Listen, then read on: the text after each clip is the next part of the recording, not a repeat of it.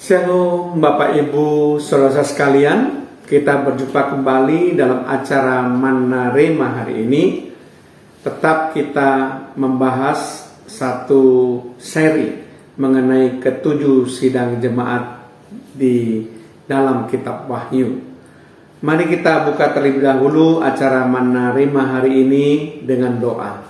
Terima kasih Tuhan kalau kami boleh mendapatkan kasih karunia dan anugerah-Mu untuk berjumpa kembali dalam acara Manna Rema hari ini. Kami akan membahas hal-hal yang berkaitan dengan ketujuh sidang jemaat yang ada di dalam kitab Wahyu, yang merupakan gambaran sidang jemaat pada akhir zaman.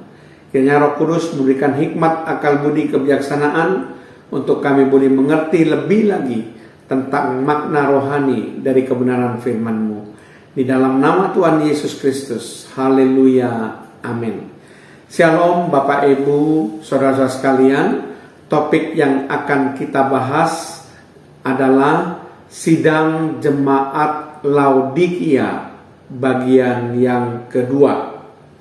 Nah, untuk bagian yang kedua ini saya akan membahas beberapa hal. Jadi hal pertama yang akan saya bahas adalah mengenai arti dari nama Laodikia. Nama Laodikia berasal dari dua kata, yaitu Laos yang berarti orang-orang dan Dikao yang berarti memerintah. Jadi Laodikia berarti orang-orang yang memerintah. Kalau kita perhatikan mengenai arti nama itu, ternyata nama itu menunjukkan sifat dari orang-orang dalam jemaat di Laodikia yang lebih suka memerintah diri sendiri daripada diperintah oleh Tuhan Yesus Kristus. Nama Laodikia lebih mengutamakan orang-orang daripada Tuhan. Itu mengenai arti nama Laodikia. Nah, hal yang kedua yang akan kita bahas adalah kategori sidang jemaat Laodikia masuk sidang jemaat yang seperti apa.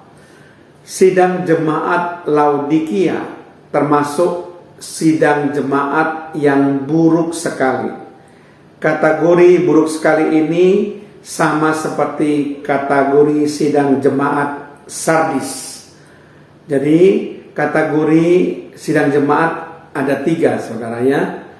Kategori baik sekali itu adalah Philadelphia dan Smyrna. Kategori sebagian baik, sebagian buruk itu adalah Pergamus, Tiatira, dan Efesus. Lalu kategori buruk sekali adalah Sardis dan Laodikia. Kemudian hal yang ketiga yang akan kita bahas adalah keadaan surat kepada jemaat di Laodikia.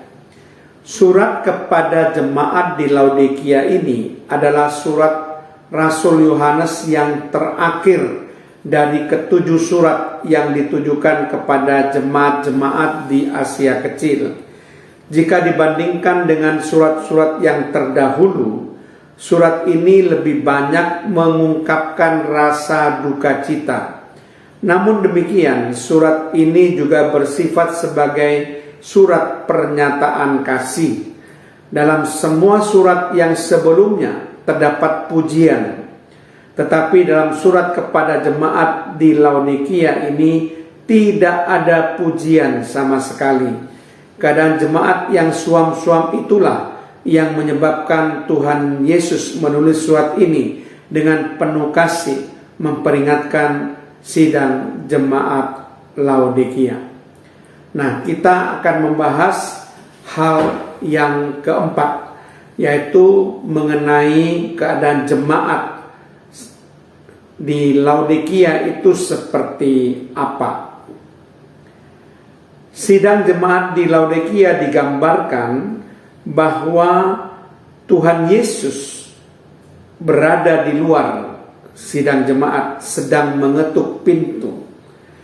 Jadi jemaat Laodikia mungkin mempunyai segala sesuatu, tetapi mereka tidak mempunyai Tuhan Yesus. Tidak ada pujian apapun kepada jemaat itu, sebab hati mereka penuh dengan kehendak manusia, sehingga tidak ada tempat untuk Tuhan Yesus. Hanya sedikit yang dapat kita ketahui mengenai jemaat di Laodikia ini. Dalam perjanjian baru tidak dijelaskan bagaimana permulaan jemaat itu.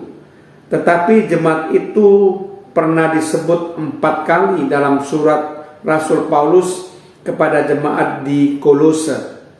Dan dari surat Rasul Paulus inilah kita mendapat keterangan sedikit tentang jemaat Laodikia. Rasul Paulus mengenal jemaat Laodikia dan mereka pun juga mengenal Rasul Paulus. Mungkin Paulus pernah mengunjungi jemaat Laodikia, tetapi hal itu juga belum dapat dipastikan. Dalam Kolose 2 ayat 1-3, Rasul Paulus menulis tentang perjuangannya untuk jemaat di Kolose dan untuk jemaat di Laodikia.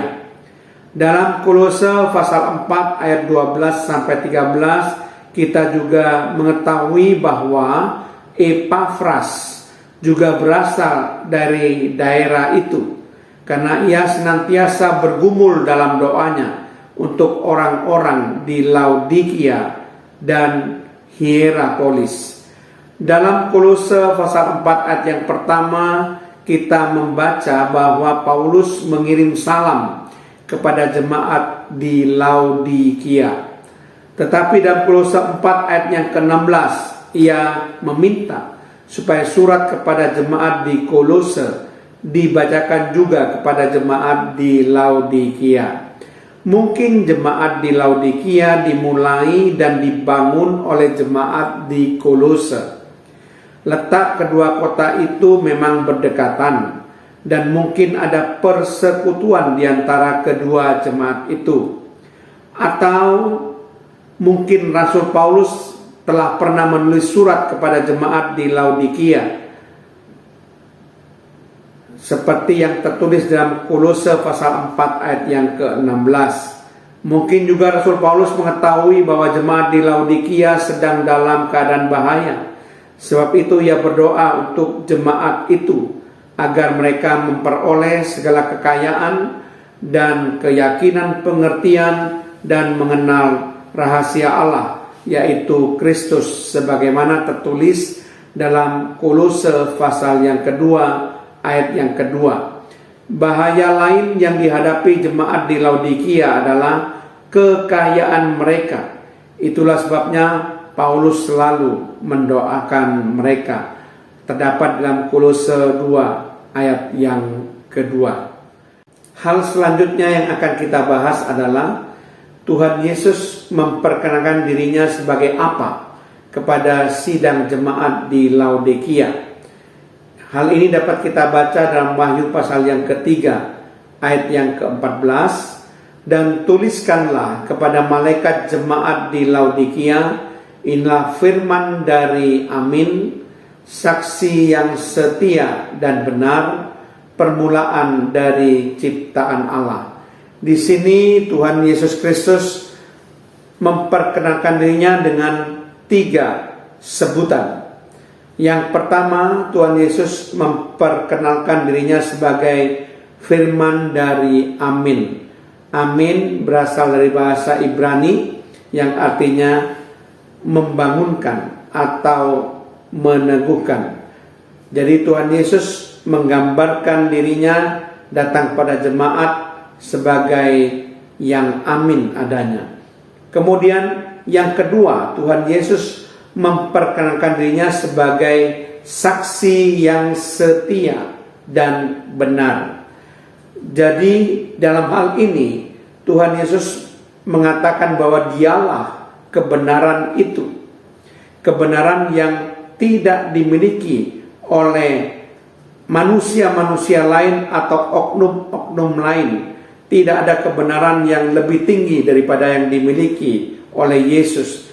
Dia juga memperkenalkan dirinya sebagai saksi yang setia. Kemudian yang ketiga, Tuhan Yesus memperkenalkan dirinya sebagai permulaan dari ciptaan Allah. Pernyataan permulaan dari ciptaan Allah bukan berarti Yesus diciptakan. Bukan berarti bahwa Yesus itu adalah ciptaan yang pertama, bukan. Tetapi Tuhan Yesus tidak pernah diciptakan. Tuhan Yesus ada sebelum segala sesuatu ada. Tuhan Yesus selalu ada dan tidak pernah tidak ada. Itu berarti bahwa Tuhan Yesus sendiri adalah Allah yang tidak disebabkan oleh hal-hal yang lain. Jadi Bapak Ibu Saudara sekalian, itulah pembahasan kita kali ini supaya itu dapat memperkaya pengetahuan kita mengenai sidang jemaat Laodikia.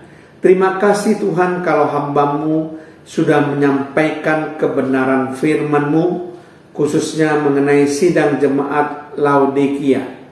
Supaya dengan demikian Tuhan, kami punya gambaran yang lebih dalam lagi tentang keadaan sidang jemaat di Laodikia ini. Terpujilah nama-Mu di dalam nama Tuhan Yesus Kristus. Haleluya. Amin.